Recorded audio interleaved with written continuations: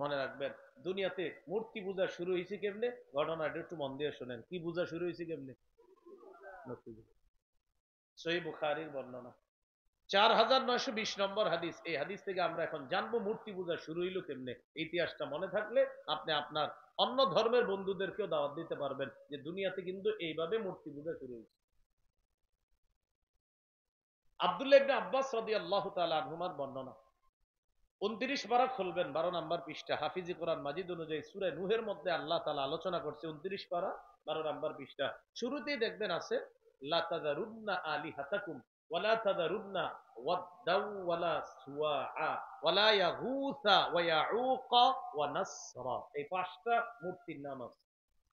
একটা মূর্তির নাম ওয়াদ্দুন, আরেকটার নাম সুওয়াউন, আরেকটার নাম ইয়াগুস, আরেকটার নাম ইয়াউক, আরেকটার নাম নাসরুন। এই পাঁচ মূর্তি। আল্লাহ কোরআন এই পাঁচটাকে মূর্তি হিসাবে আলোচনা করলেও মূলত এই পাঁচটা মূর্তির নাম ছিল না, এই পাঁচটা ছিল পাঁচজন আল্লাহর ওলির নাম। বলেন তো, কোরআনে যে পাঁচটি নাম আমরা মূর্তি হিসাবে পাইলাম, এই পাঁচটা কি আসলে মূর্তির নাম ছিল না আল্লাহর ওলিদের নাম ছিল? বুখারীতে আছে আসমা উ রিজালিন সালিহিনা, এই পাঁচটি ছিল পাঁচজন আল্লাহর ওলির নাম। ঘটনা কি ঘটলো?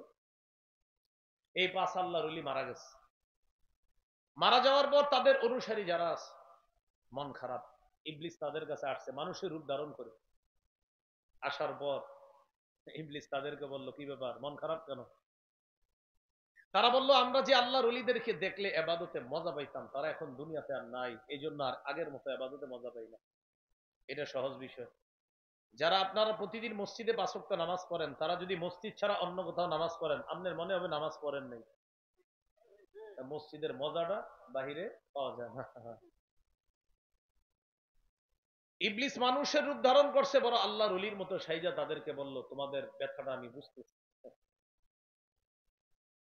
আচ্ছা, আমি যদি একটা কাজ করি, পাঁচ আল্লাহর ওলির যদি পাঁচটা আকৃতি তোমাদের সামনে আনি, তাহলে তোমরা ইবাদতে মজা পাইবানি। এটা কেমনে সম্ভব?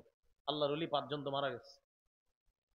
আমি যদি পাঁচজনের আকৃতিটা আনতে পারি তোমাদের সামনে, যে এই পাঁচজন দেখতে এমন ছিল, এরকম পাঁচটা জিনিস তোমাদের সামনে নিয়ে আসলাম, তখন ইবলিস পাঁচজন আল্লাহর ওলির পাঁচটা প্রতিমূর্তি তৈরি করলো। এই পৃথিবীতে সর্বপ্রথম মূর্তি তৈরি করা হলো। পাঁচটা প্রতিমূর্তি তৈরি করার পর ইবলিস এবার তাদের কাছে এসে বলল, দেখো তো এটা কার মতো? তো দেখে একজন অদ্দুন নামক আল্লাহর ওলির মতো দেখা যায় পুরা। ইবলিস বলল, এটা এক কাজ করবা, অদ্দুন নামক আল্লাহর ওলি যেখানে বসতো সেখানে এই মূর্তিটা রেখে দিবা।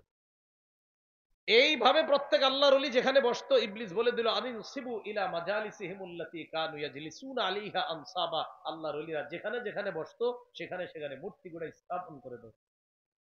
যেই কথা সেই কাজ, মূর্তি স্থাপন করে দিল। মূর্তি স্থাপন করার পর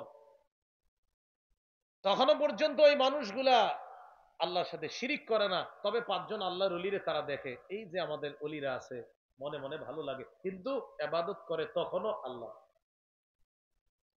হাত্তা ইদা হালাকা উলাইকা ওয়া তানাসসাফাল ইলমু উবিদাত।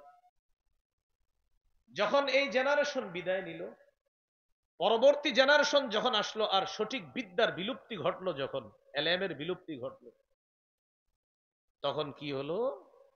ইবলিস আবার পরবর্তী জাতির কাছে আইসা বলতেছে, তোমাদের বাপ দাদাদেরকে দেখেছি এই পাঁচ আল্লাহর ওলির সামনে সেজদা দিতে, তোমরাও সেজদা দাও, ভালো লাগবে।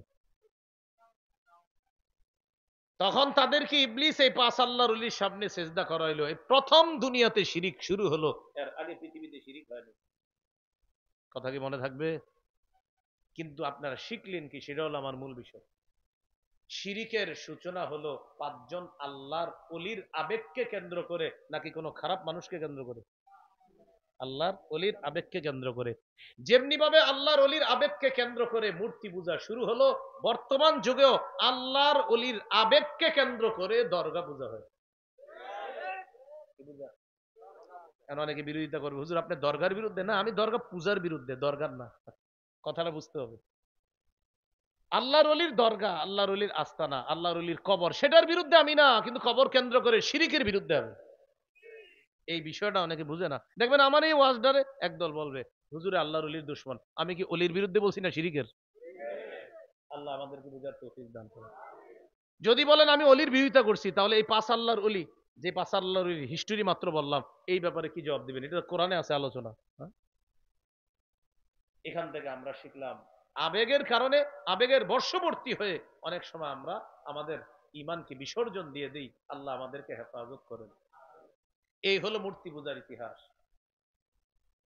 সহিহ বুখারীর বর্ণনা 6861 নম্বর হাদিসের বর্ণনা, আব্দুল্লাহ ইবনে মাসউদ রাদিয়াল্লাহু তাআলা আনহুর বর্ণনা। এক ব্যক্তি নবীর কাছে আসছে।